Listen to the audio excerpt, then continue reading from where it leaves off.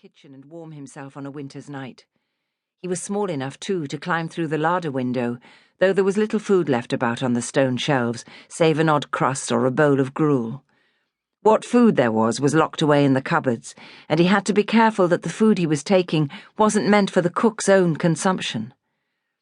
He climbed the creaking stairs, approached the door next to the girls' dormitory, and tapped gingerly. Mrs. Pincher? He spluttered. He put his ear to the door and heard the snoring and knocked again a little harder, but not too hard to waken her too hastily, or she would be in an ill humour. There was a sudden snort, and he knocked again. Mrs. Pincher? He repeated, and took a deep breath to form the words. Come! Old Boney's here! He heard the shuffling of slippers on the floorboards, and the door opened a crack. He blinked. Mrs. Pincher, in creased, voluminous bedgown and a cap askew on her head, was not an appealing sight. She gazed glassily at him. "Was he brought?" She hawked to clear her throat. "It's middle of night." Jonty shook his head. No use guessing. If he guessed wrong, he would get a cuff, and if he guessed right, he would still get a cuff for being nosy. "He say, come." "Go on, then. Don't stand there gawping. I'll be down in a jiff when I'm decent." He sped down the rickety stairs again and out of the door into the yard. Old Boney was letting down the backboard of the cart and handing down a woman who was holding onto a large bundle and a carpet bag. She swayed as her feet touched the floor and fell into a heap, where she lay very still. Jonty bent over her and wondered why old Boney had brought this woman in his cart, for there were plenty of others waiting outside, hoping to be admitted. Matron's come in," he mumbled. He was always aroused by the sight of the women who came here.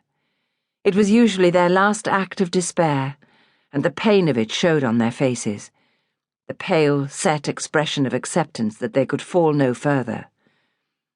He searched deeply into their eyes, wondering if this was how his own mother had looked when she was brought here, for he didn't remember her. He had been born in the workhouse, and she had died within an hour of his birth.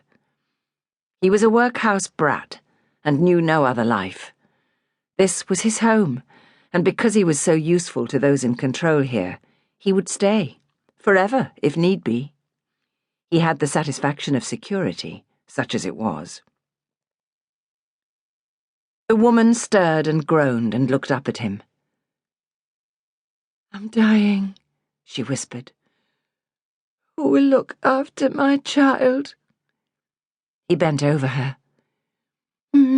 Matron's come in," he stammered, unwilling to enter into conversation, for when he did, strangers drew back from him, thinking him a lunatic like the ones who were locked up in the back room of the workhouse building.